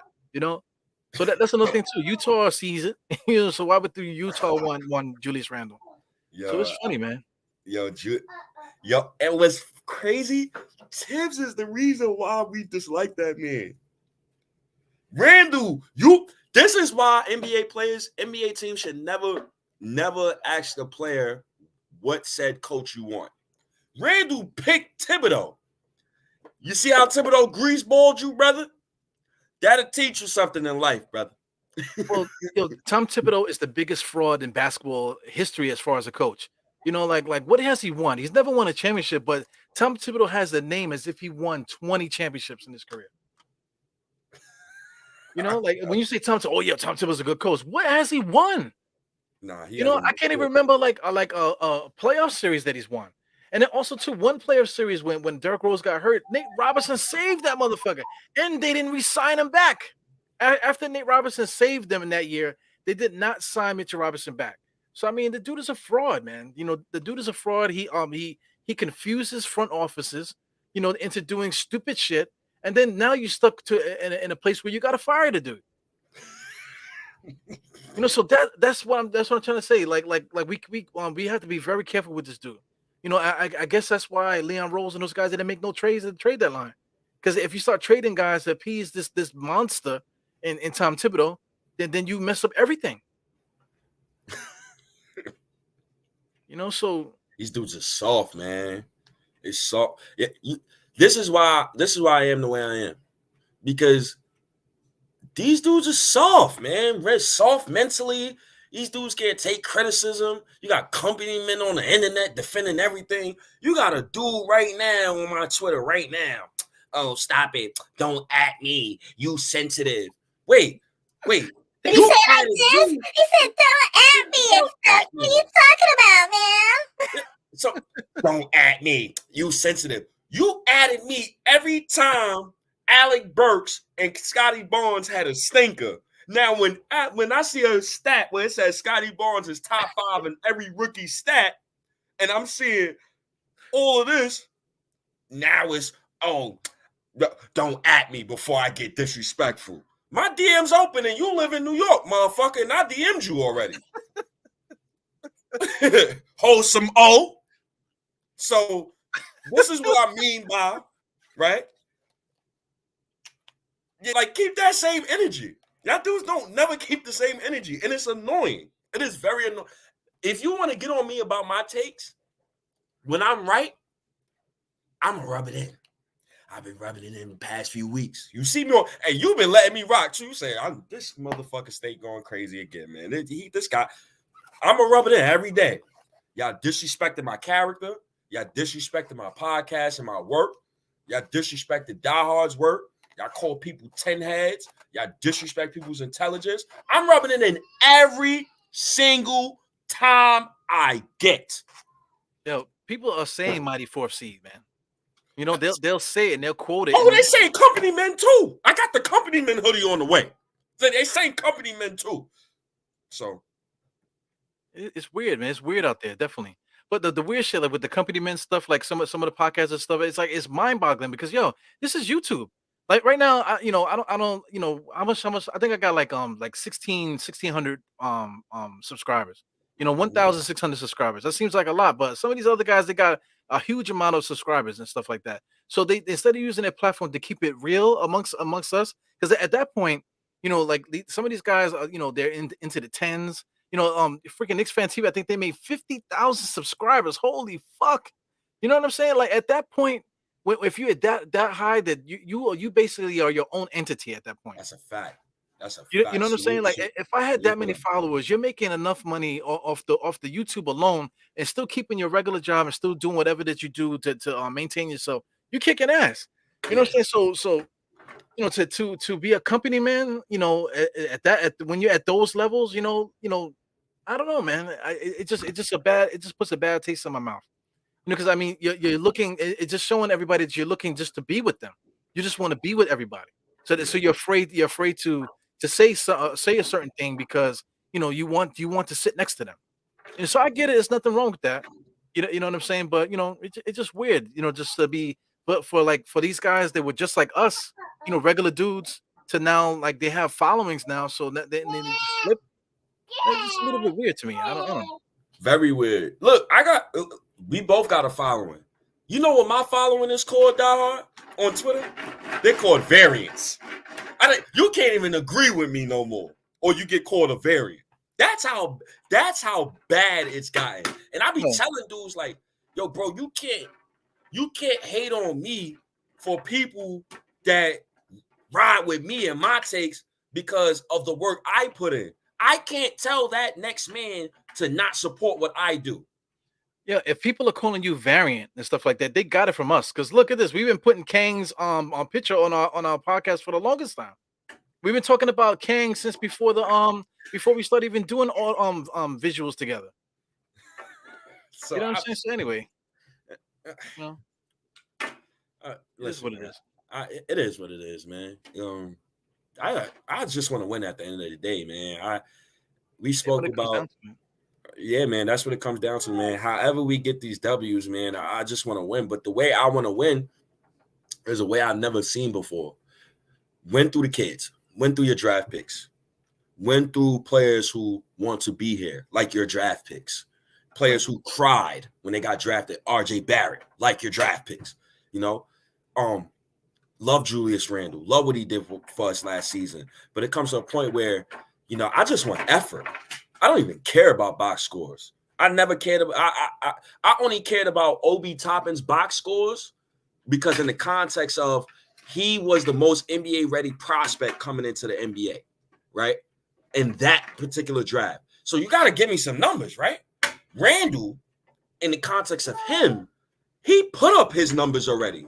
You gave me 24, 11, and 6 last season. Even though I dismissed last season, you gave me those numbers already. So it's not about box scores with you. You got your box scores already. You got your numbers. You got paid. Now it's about affecting winning. You could score 10 points, Randle. Nobody will give a fuck about your 10 points that you scored. You know why? Excuse my language. Oh, my fault. I'm so sorry, Papa. Damn, I cursed. Look, nobody would care about Randle scoring 10 points this season as long as he's affecting winning. He's playing hard on defense. He's showing up the media sessions after 30-point losses like RJ Barrett did. That's when we'll respect you, not telling fans to shut the F up or thumbs down. I was done with the thumbs down thing. The shit. I never seen nothing like that in my life. Never seen anything like that in my life. So and let's not rule out everything because it is a chance that these reports is lying and that he could be back next season. So if he does come back next season, I would like as soon as the season ends, I want Randle to I want him to go to Cabo. I want him to go to Paris, Australia. I want him to just get out of the U.S., bro. Go on vacation, bro. Go with your family. Matter of fact, don't even take your family, bro. You need to go in the hyperbolic time chamber by yourself, dog, and just get your mind right, bro. Just get your mind right, bro. Come on, dog. Real talk. He needs to see somebody to tell you the truth. We do, and it make me feel bad a little bit. I know my nephew in front of me, but it makes me feel bad a little bit that he looks really stressed out, bro. He looks stressed, bro. And I'm blaming Tibbs for that. Tibbs is the one who ruined him. He ruined him. I'm putting that on Tibbs.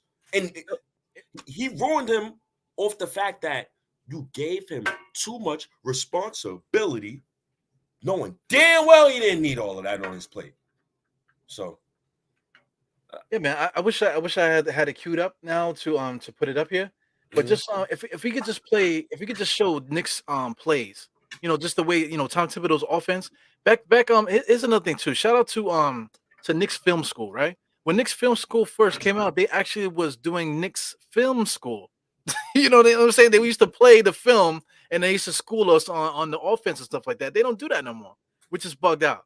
You know what I'm saying? But anyway, like if I could put it up there, the Knicks run the same plays all the time. So it's really just a dribble handoff. The pick is nothing. The pick is not, nobody's rolling, nobody's popping. It's just a pick to nowhere and then leaving the primary ball handler there to stand on the island. So I mean, but meanwhile, you got a power forward that you're making him do all the dribbling. You're making him get his own post position. That is a lot of stress that you put, a lot of pressure that you put on this dude for nothing. Because we have enough talent on the roster. Then on top of that, you want him to rebound. You want him to play defense. You want him to be a leader. You want him to do all these things.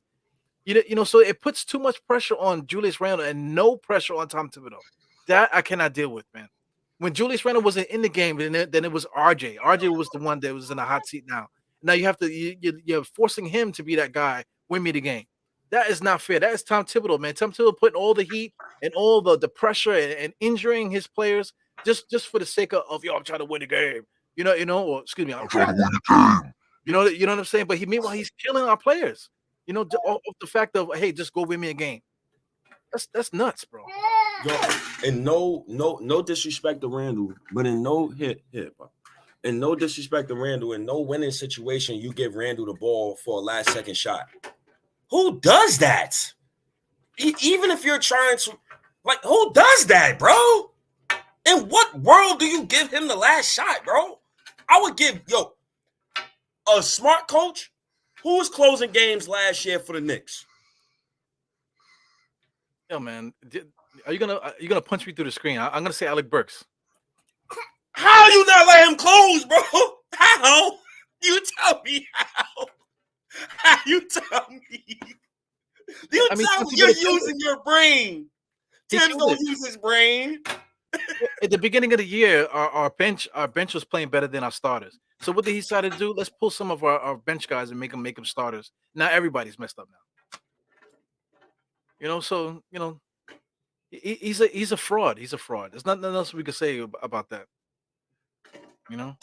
See, man, it's I'm starting to listen, man. Genuinely, I'm a human like everybody else. I'm genuinely feeling bad for Julius Randle, man. It's crazy, bro. It is crazy. All our players, Alec Burks, I've been crapping on him. Yo, Burks, I made videos like Burks, get out of here and this, that, and the third. Look at what the fuck this coach is doing to these players, bro. Thank God RJ Barrett is mentally strong. That's not a good pick, bro. That's not good. That's not good. So what do you do? Okay, that just happened. He walked off the court. He threw the ball backwards. Didn't care who it hit. You know what I'm saying? And this is where we are now. So, if you're running the front office, really, right? Mm-hmm. Even Tom Thibodeau, do you pull Julius Randle out the lineup? Whoa. Let's say it's true. Let's say the reports are true that he did ask for a trade in the offseason and stuff like that. Do the Knicks be like, all right, well, fuck it. You're out of here. That's where politics come into play. Because remember, now this story came out, right?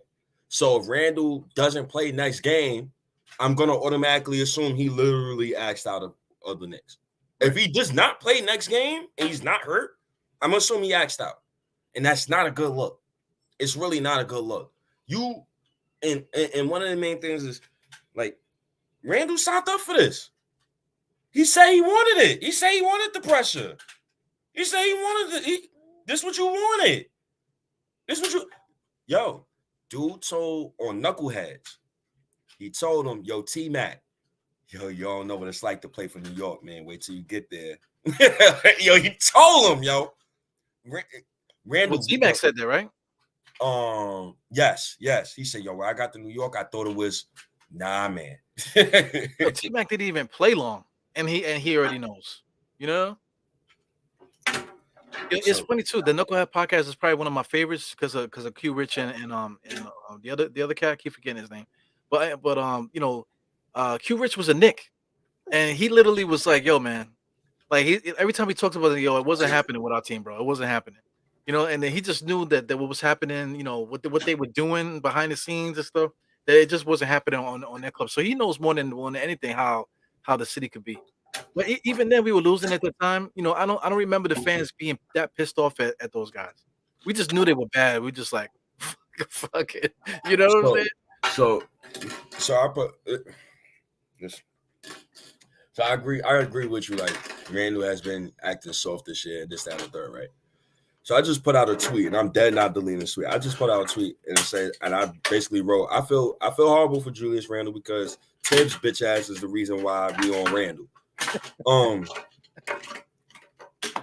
Tibbs is the reason why we're on Randle. Because if Tibbs didn't put this much on his plate, we wouldn't have these conversations about Randle holding the ball for 15 seconds. We wouldn't have these conversations about RJ Barrett getting the ball in an ISO situation on the right side of the floor. We wouldn't have a problem with Jericho Sims getting an open 3-point shot in the corner, knowing that's not his game. Come on, dog. At some point, I understand. Like it's up to the coach to put these guys in positions to succeed. Yo, all of this is on. Randle could get his fair share of blame, acting like a Gerber baby, acting like a Gerber child, and acting like acting however he wanted to act. But at the same time, I'm human. Dog, you human. We all human. Yo, that man is stressed out, big dog. Yeah. Imagine I'm gonna give you an example. Was this against Chicago? I think it was against Chicago. Randle sat, right? So immediately when he comes in the game, Tibbs calls 4 straight ISOs for Randle. Bucket off a stupid contested mid-range jumper, turnover, and I think it was a miss jumper, and then I think it was a technical foul on Julius Randle. Help him out, dog. Help him out. Kevin, I feel you, but Kevin, Randle could, and it's crazy how I'm defending this man, yo. Yeah, it is crazy. But yo, he could do so much though, dog. And the reason why I'm defending him right now because I'm looking at my nephew and it's giving me a sense of passion right now. I feel compassion, and this is on Tibbs, man. Tibbs the reason why I quickly shoot them dumbass. Oh my God, I'm sorry, Bob. Tibbs is the reason why I quickly shoots 30-foot jumpers, knowing that somebody cut into the rim. Come on, man. Yeah, but I mean, stress is I mean, I could think of so much more things that's more stressful than playing basketball. And also too, if you want to talk about it being a job, like this post here, he was saying that there's a fact that dudes didn't want the pressure or they didn't want the paycheck that comes with it because then you feel guilty. There's a guilt behind that. But I mean, aside from that, these guys are literally, what do they do for work? They work out. They work out. And then like they plan for a game and then they play it. So it could technically be like a 24-hour thing, because you're always playing basketball, but it's still playing basketball. You know, it's not like you have to go to a job and work it, and you have to get overtime in order to pay your bills and or whatever. Or it's not like like his it's not like you're like got child support. You know what I'm saying? And they're taking away 25% of your check, and you got visitation, and you're standing outside the person's house, and they won't let you upstairs because it's not 2 o'clock yet, because 2 o'clock is the time is the visitation supposed to start. But it's Christmas, and you told them to come out early. You can come pick them up at 10 a.m. You're there at 10 a.m. and then they make you wait until 2 on Christmas Day. That's stress. And then you go through all that without coming without doing anything about it. You just ate it because you don't want to go to jail. And in the meantime, while that's happening, you got to bring them back later on that night, right? And then you got to go to work. That's stress. That sounds like something I might have been through. You know what I'm saying? Yeah. That's stress, Yeah, stress like, is I don't know Julius Randle's life or whatever. It seems like he's having a great time with his wife. They're together all the time. He got 2 beautiful kids and stuff like that. Everything is going good for you for the most part on the outside looking in. And plus you're making $30 million a year. Can I go to black man route real quick, man? Can I go to ghetto route real quick, man? I just went ghetto just now, but I guess you can. No, I might have to go around the even block. more ghetto, man. Let me make sure. I gotta make sure my nephew stays in the room for this, man, because I gotta go real ghetto with this. And this is going to be another reason why. Close this. So. You know what's stress, man? When the police are pulling up to your job, want to know why you breaking your restraining order. Yo, I'm gonna keep it 1,000, bro. You know another reason why Randle could be stressed out, and he could be,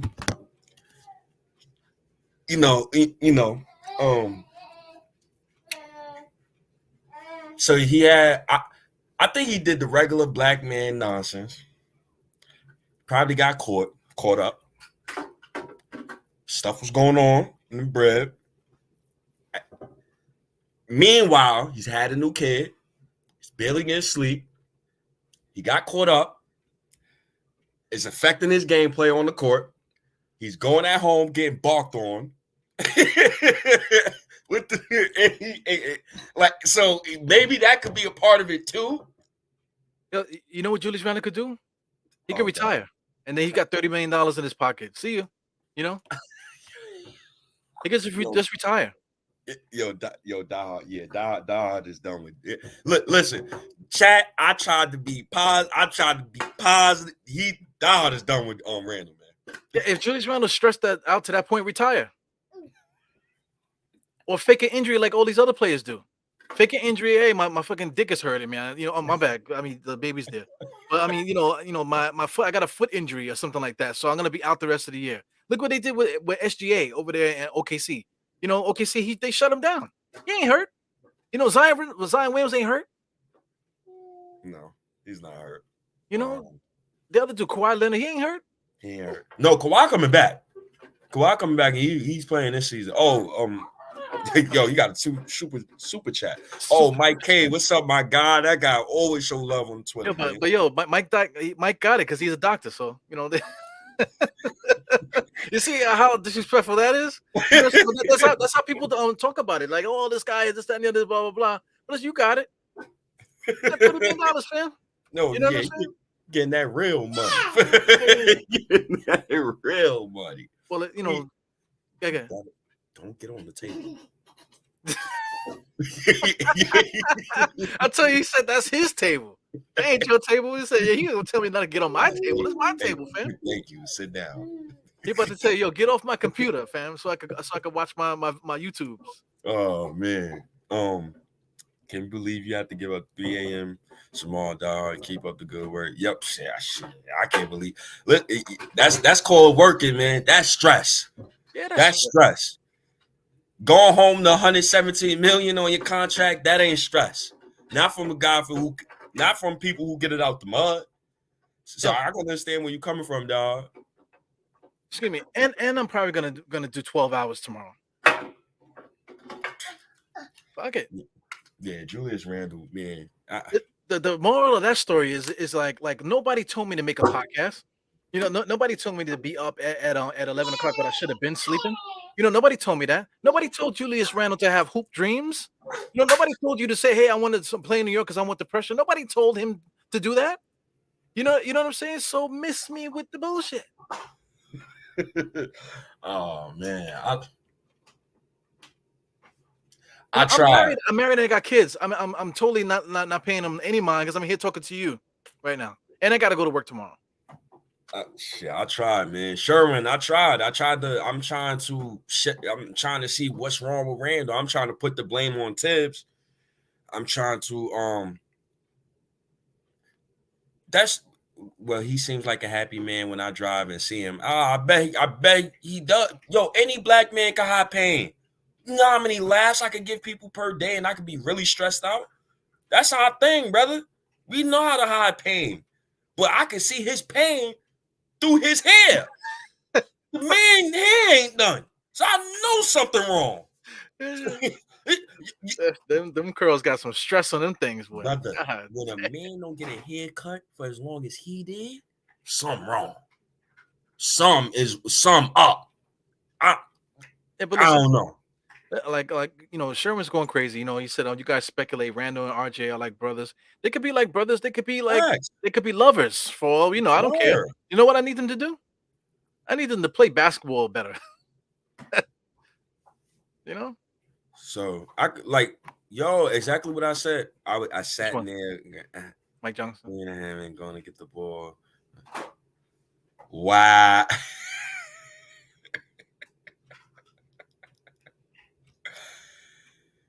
Oh man, yo, it just gets worse with Randall, man. It's just weird. It's very weird. I just think a part of me, like, I know Jay added me too. He said, "Nah, don't say it." Nah, I said it, brother, on this pod. I said it, and I said it on live. A part of me thinking it just thinks Randall just went through some bull job, right? He went through some bull job, got caught up, stressed out. It's affecting his play on the court because I got caught up before, and it affected the way that I worked at my job. It affected my work because I was working angry. I can't work angry. I can only focus when I'm calm, I'm situated, and this, that, and the third. I can't work when I'm angry. So when I look at Randall, it's a lot more going on. Listen, I could tell you so many stories in my old life, my old age. I could tell you so many different stories that I've been through that I still had to go about and do my whatever I need to do.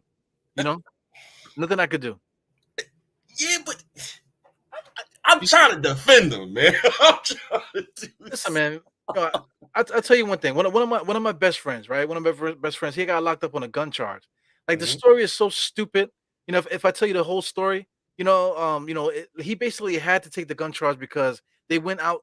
It was like a reunion kind of thing, a hood reunion. Everybody went to Reese Beach, so everybody put their stuff in these bags or whatever. And then once they got there, everybody took the bags out. So anyway, one of the bags, somebody threw it to the side, and the freaking gun went off in the bag. But everybody's stuff is in the bag. You know what I'm saying? So I don't know if my man is listening. I don't know if I want to tell the story, but he ended up doing 3 to 7 years, for a gun charge, and he had to take the whole thing because everybody else couldn't take the rap with him because they didn't know the thing was in there. You know what I'm saying? He didn't even know it was in there, but he took the rap for that. So I get the call while I'm at work, and I was supposed to be there. You know what I'm saying? So I should have been there with him because he was my best friend. I should have been right next to him. You know what I'm saying? But I said, you know what? Let me go to work because listen, I got this crazy job now, so I gotta go to work.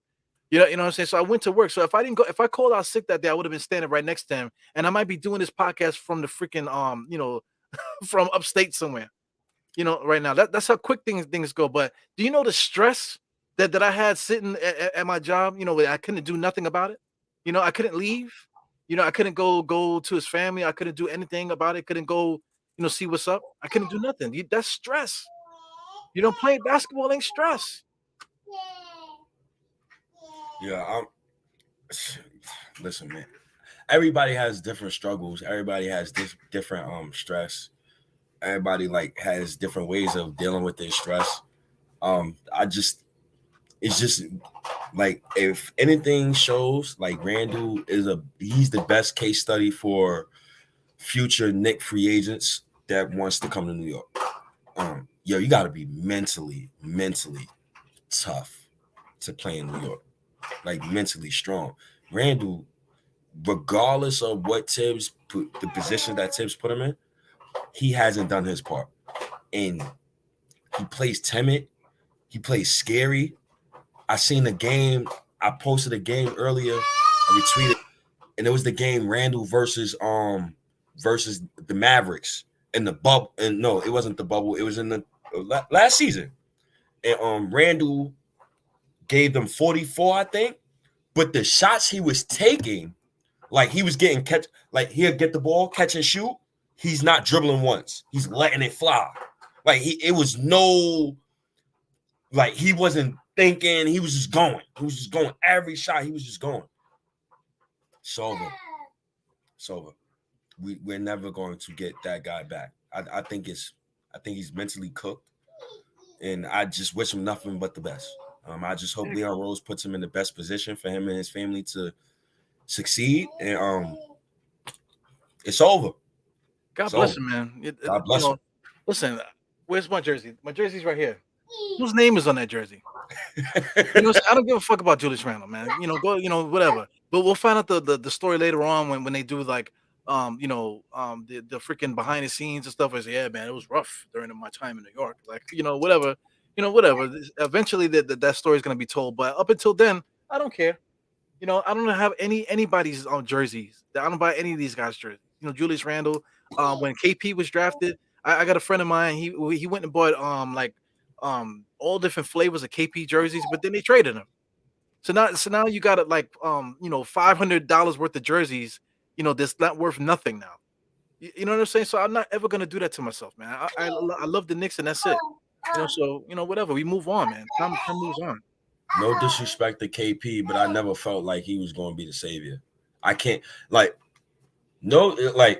first of all, he's from this is New York City. First of all, I can't identify if my team's best player as a New York Knick.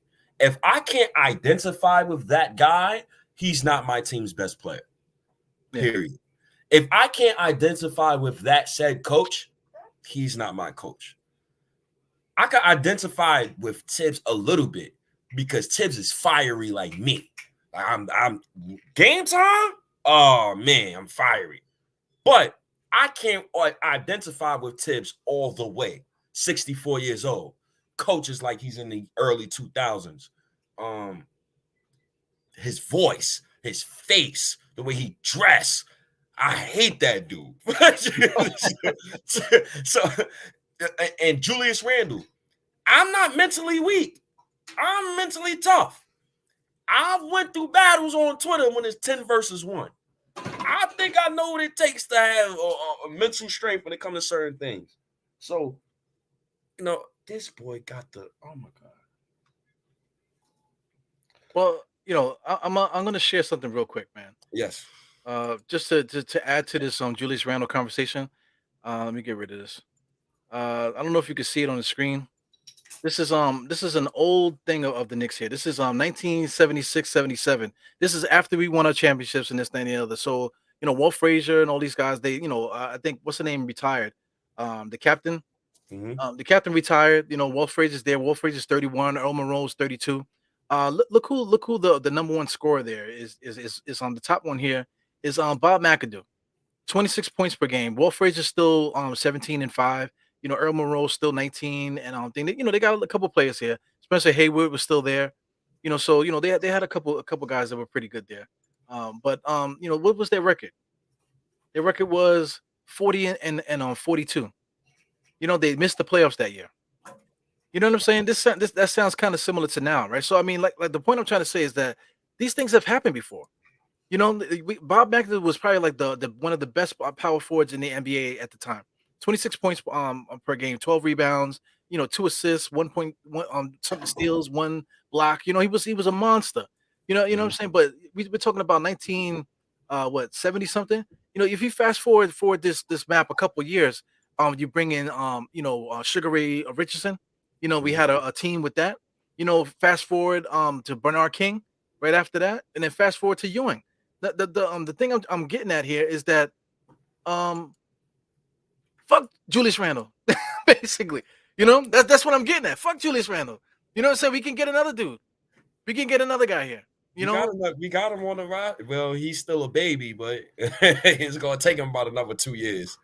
yeah, but listen, 2 years from now, we might be a powerhouse. 2 years from now, we might win a championship. You know, I can go even further back with this team. Right before we won, we had Richie Guerin, one of the most dynamic guards at the time. Mhm. So let me go to where he's at. I'm thinking he's like around here, 66, 67. You know, this is before Walt Frazier. Willis Reed is still there. Where's he at? Well, I might have to go even further back, so I'm not going to bore you with that. But anyway, we had guys like Richie Guerin was one of the greatest scorers at the time. You know what I'm saying? Time goes on. They didn't win with him. You know, they got rid of him, and then they got Walt Frazier, and then time goes on. You know, you can't be harping on these players like this. You know, because we can get something else going. We can make a draft pick. We could do something else, and then something else will spark something else. There's always something else, Right, in sports. Always. right. So I guess you know, I ain't got nothing else to say. You know, I guess Yeah, I me. got I ain't got nothing to say either. We kind of just like saying a whole bunch of shit. for me. My last words is Randle, Julius Randle. Once a Knick, always a Knick. He's welcome to the cookout. he's what because if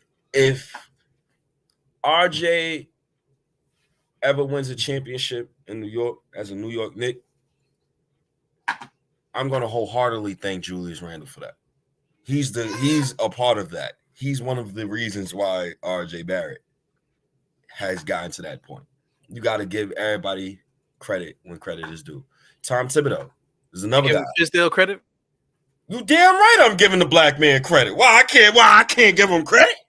I can't give David Fizdale the one who put the ball in RJ hands. David Fizdale the one that put the ball in Julius Randle hands. Them boys better thank David Fizdale. David Fizdale the reason why I got RJ Barrett. May God bless David Fizdale's soul. I love that man. I hope he have a blessed night too. Yeah, I don't love him. You know how I give it up. I don't love no man. All right, well, my nephew is starting to play with the pots on the floor. Yeah, it's time. Yeah. Yo, mind your business, man. That's not your pots. That's his pots. Okay, you've been playing with those pots for a whole year now. Don't be telling him you can't play with those pots. Those are his pots. Oh my God, this kid. Oh man. Well, I guess you could put up the whole Stitcher podcast, Apple Podcast, Amazon Alexa, Google Play, iHeartRadio, Play FM, TuneIn, Spotify, Play FM. Oh my God, this guy! You want to look at this? This is great. Almighty 4C. Get your Almighty 4C hoodies. I have. Oh, you don't want to play no more. Look, this is what. Oh my goodness. Oh goodness. All right, man, that's his crib, man. He waiting. He trying to figure out what you still doing there. You know, he got stuff to do. He want to play them games on the computer. Oh God, man. This was a goodie. I apologize. Well, if you're listening, I wanted to put this on wax too. If you're listening to this specific podcast in the headphones, I apologize if you hear my sister screaming at my nephew in the background and my nephew. So I apologize, but this was a great one. And I'm glad we got to talk about this because once again, the last time before I get out of here, Julius Randle, once a Knick, always a Knick. Always come to the cookout, brother. Always. I'm out of here. He can come to the cookout, but he better bring something. I know that's something. He better bring empty-handed. You know, you make it $30 million a year. Wait. Last question. Patrick Ewing got to come. Patrick Ewing got to bring something too. Yeah, man, he's Jamaican. He better bring me some jerk chicken and all that stuff. So you better not show without dumplings or something. It's only one person for me they don't need to bring nothing. That's the captain.